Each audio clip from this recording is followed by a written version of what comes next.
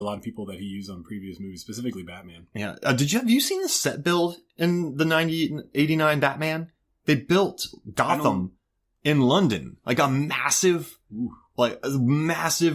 wooden framed city. They built it in like massive build. So it was like they recreated it wow, that would have been really impressive. I've never seen any behind the scenes stuff for Batman. Just type in. I would have to like look it up now, but yeah, I really wanted to watch behind the scenes of like Batman Returns because that is gorgeous. The set builds on that. Wow, that is just unbelievable. I mean, I think that movie really doesn't get its due for that, and it's just looking at it, it's like Jesus. It's very intricately shot. It's almost like Ty West made Batman, and it's. I mean, if anybody knows what I'm talking about, like The House of the Devil. Yeah. Woof! You look at that movie; it's like very intricately, like we are showing you every little nook and cranny of this place, and it's like that's exactly what Tim Burton did. Cavernous sets. Yeah, insane. Yeah, and then also, my favorite part about this, I don't know if you noticed this. Also, Rick Heinrich, he did Last Jedi, Dumbo, Captain America, Pirates 2 and 3, Fargo, Big Lebowski, and Bedazzled. Huge name. This guy's done massive movies. But my favorite here is Colleen Atwood. So she's been nominated for 12 Oscars. She won for Fantastic Beasts, Alice in Wonderland, Chicago, and Memoirs of a Geisha.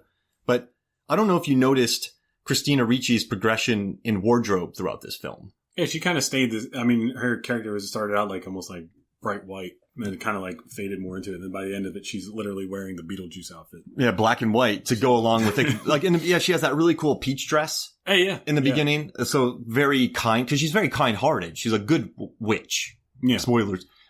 She's a good witch, like soft colors, kind of monochrome. Even when she had that blue dress, it was all different kinds of blue, which I kind of loved. And then I loved how it went from like flowery stuff. And then she wore that red cloak with the roses. Because red's like a major color in this movie, which is awesome. But I loved at the end how she just dressed, because Ichabod Crane is he has 3 outfits in this movie, and they're all kind of black. Yeah, black and white. Yeah. So she's like that.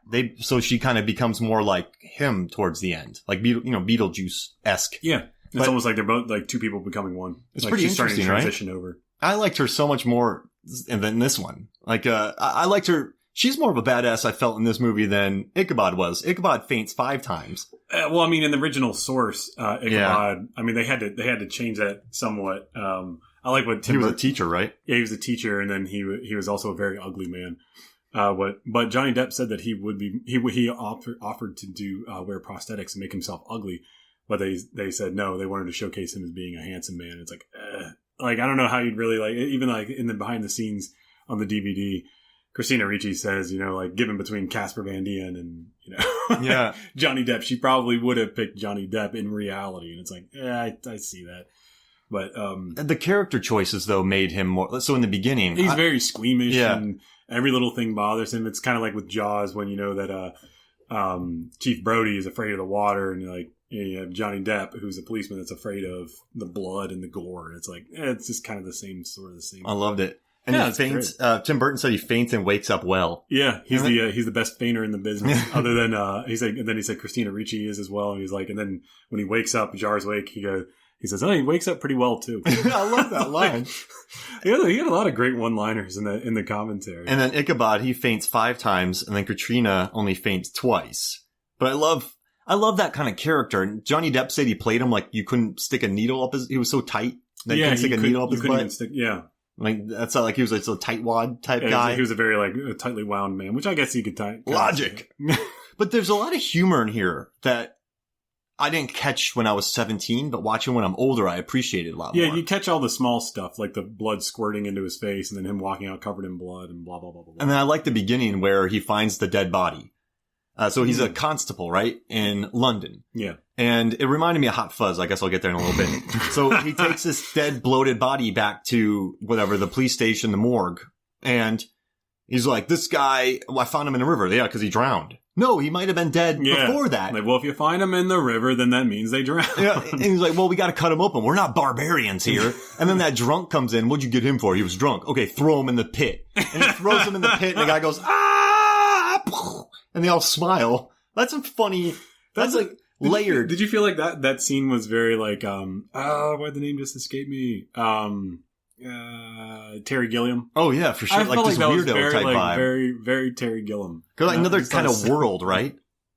It felt very like weird, like, but it was still at the same same time, but it felt like it was not of the time. It just seemed very funny. And then he meets Christopher Lee. And yeah, oh man, talk about his presence on camera. Yeah. Holy smokes. And I mean, remember Burton talked about Hammer Horror. I mean, getting Lee on set. He wanted to use this as a way of like an homage almost to Hammer films. And I think he did a really good job, especially with the actors that he used. The presence of Christopher Lee, I mean, holy smokes. It's like what he says in the commentary. He's like, you literally have Dracula on your set. That's awesome. Like, he's going to engulf everything that's on there. And doesn't he go, stand down? And then Johnny Depp goes, I stand up for justice. Yeah. And then they don't want to I think they realize his value, but they're just tired of his shit. Yeah. Right? And so they go, get out of here and go to this Headless Horseman thing and do your CSI work over there. Yeah, why don't you check out all these heads flying off everywhere? But it reminded me of Hot Fuzz, because remember how good he was at his job? And then everyone just wanted him gone. Like they threw a party for him and everyone's like, get out of here. It reminded me very Hot Fuzzian type style. I didn't catch that, but yeah, now they mentioned it. That doesn't sound a lot like Hot Fuzz. I mean, I guess they shipped Nicholas Angel away because he was too good. But then they shipped Ichabod away because he was just annoying. Like he's making them look bad. Yeah. So when you got someone who's really good and they're making everyone else subpar, then you're like, all right, well, let's just get rid of this guy. But I love too his journey to the town, Sleepy Hollow, and I love that they built a lot of that on 75% on stage. But what they built was beautiful. Yeah, from what I read, that they were functioning homes, other than I think bathrooms, but they were all fully functioning homes. Wow, that's amazing, isn't it? Like you could just literally walk into the place and you're like, we're going to go upstairs. That's some guy who worked on it said that. When you stepped on set, he felt like he was in Tim Burton's brain. I would get that vibe too. That's pretty neat, right? Yeah, like him actually, like how he feels this would look. I mean, I bet it's stressful to be on a Tim Burton set, but I guess it would depend on what crew member you were. Yeah, it's true. I mean, if you were the Tube of Death guy, yeah, if you were a Tube of Death guy, man, you'd be in shape by the end of that thing. Lifting like 400 pounds each day. Like, and all the fog stuff that you're carrying around, like the juice. Yeah, they'd probably have like two of them strapped to their belt, But by the end of it, even costumes department, I'm sure but how much of the dialogue was dubbed? That's a difficult question. Because if you're always running Tubes of Death, because even when you turn them off, they're still producing somewhat of a sound. I mean, I don't know how far away they would be, but they would have to be close because they were not small. Yeah. Those were not, those were not big sets. So yeah, they probably did have to redub a lot of stuff. You know what I loved about this movie, and you probably read this too, but the set was only about 800 feet long, only. Well, I mean, long set. When you got like two horses ripping down exactly. the road, that's just like, you got like, 10 seconds tops? They said that chariot thing took 3 weeks to film, the final chase. And I'm wondering, whoever keeps... So in that movie at the final chase... He was originally supposed to be on fire, the Headless Horseman. Can you imagine that? Inside the studio? Like, oh my god, this would have been good. All the dust and everything in there? Oh goodness. The fans alone would have to be cranking. Everything would have caught on fire. God. But I love that, just 800 feet. So they would have to get him running, then stop immediately before they ran through the wall, then bring it back, then run 800 feet, bring it back.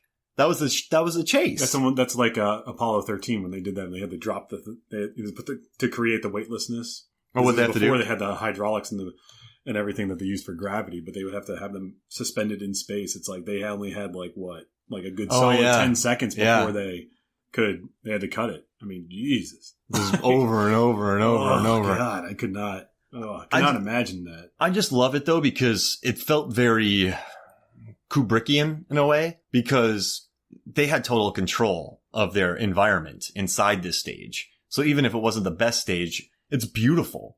So you could tell, I think if they fail, like I know it had low ceilings, but if Burton and Lubezki and the production Heinrichs failed at getting the look they wanted, that would have been on them. Yeah, it would have been on them, but yeah, they definitely had everything very well controlled. I mean, I would have thought that like maybe if they had, I guess I'd say like a loop for them to run, the horses to run, that might have been a little bit easier, but there's only so much you could have done with that. Yeah, exactly. Then you would have to get into making it not look like a loop. They're just going in circles for an hour. Yeah. I mean, that's kind of how you do it, right? Also, who's keeping... All right, so that road. They're on that road for 10 minutes, what feels like. Yeah. Very well maintained. Very, very... There's not many bumps on the road. So they're in this chariot chase. Not chariot. You turn Ben-Hur. Ben-Hur presents Sleepy Hollow. They have spikes on the side. But they, on the wheels, so there's this carriage chase. I mean, who's taking care of this road? Because there's no potholes. This is a flat surface. So whoever keeps care of this not paved, muddy road does a great job. Well, Sleepy Hollow, they're cutting a lot of heads. So, I mean, you gotta, I don't know. They put the heads in the potholes? Is that what you're saying? See, he's actually working for the town. We got a pothole. Oh, shoot. The town of Jefferson. No wonder everyone's always hiding. And whenever people come by, they close their doors because they'll get decapitated for a pothole. Someone's having a New Year's party, man. Then no one's showing up. Squish.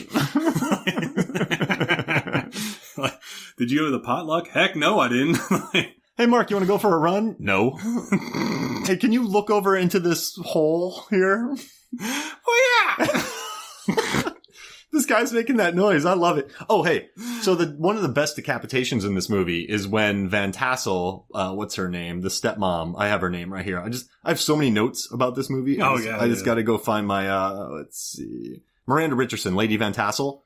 When she chops off her sister's head. Oh, yeah, that was gangster. That gown she's in is like a beautiful gown. And it's just one take that they had to design. And she took a heck of a swing. She's lopped off a head with an axe. She looked like she's played baseball before. I'll give her that. That was a heck of a swing. Like, well, blammo. I love your sound effects. Well, blammo. That would be amazing. But I don't know. And what do you think about her dress at the end? The spider's dress? The black and white? I wasn't really paying attention to it. So it was like a spider web type thing. So she drew people into her web. Ooh. And as she watched through the movie, she's very gaudy. Like, so someone's kind of said she's new money because she weaseled her way into this world. So if you watch her gowns, they're very gaudy, unlike Christina Ricci's, she was just born rich. So she's more like chill with her stuff. So I thought that was pretty interesting. But then when she goes full bad witch, she gets that spider's web. She's bringing it back. Now, Megan came down when I was watching this movie. And Megan's like, who's this lady? And why is she looking amazing? And I was like, well, sounds like someone's going on Amazon for a new dress. Yeah, Megan's walking around in that. But this movie, though, I mean, I don't know. This is just such a beautiful and layered film to look at. Did you get a little confused by the story at all, or no? Well, I don't know. I don't really know. I mean, I thought it was very well put together. I thought that I really wasn't expecting Katrina really to go for Johnny Depp. I mean, that's not how the original story goes. Yeah. And the original story is, Ichabod goes to Sleepy Hollow to be a teacher, and then he's flirting with the Van Tassel or Katrina, and then she tells her boyfriend. Her boyfriend then scares. They tell him about this, the Legend of Sleepy Hollow, which is the Headless Horseman, and he's like, that's ridiculous. Anybody without a head can't ride a horse or something of that nature. And then he's going home that night from the party, and then he chases him. Brom chases him, and then he throws the pumpkin at his head and hits him in the head, and then knocks him unconscious. I gotta tell you, that's the original story, and it's not really as elaborate or scary as the movie makes it out to be. But then again, I guess for 1700s, it's probably a little bit darker, freaky. No, a little bit. How strong is Brom? Because he throws a pumpkin.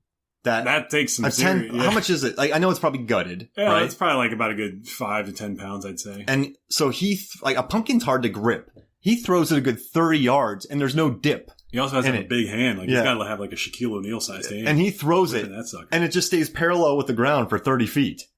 And then it whaps Johnny Depp right in the face. Maybe he was a precursor to the NFL. Yeah, he's like the first quarterback. Yeah, he could throw a pigskin over a mountain. Is that how American football came about? Could have been. Who knows? Throw a pigskin a quarter mile. I bet you one of the guys watching that went, "We should make a sport out of this," because he drilled Ichabod 30 feet away by throwing a heavy pumpkin that you can't really grip. Blasted him right in the head. Great shot. Yeah, that was a great homage to the original cartoon as well, because they do that in the cartoon. Oh, nice. Yeah. And then he faints again. Yeah, no big surprise. I love when they keep waking him up in his bedroom after he's fainted. So they find him like passed out somewhere. They're like, get him to his bed immediately. Like, how do we know which one's his? Yeah. Oh, crap. And I love when he's like, there's a headless horseman out there. And Michael Gambon's like, yeah, I know. That's what we told you the whole time. Oh, he's like, you don't understand. He's headless and he's a horseman. He's like,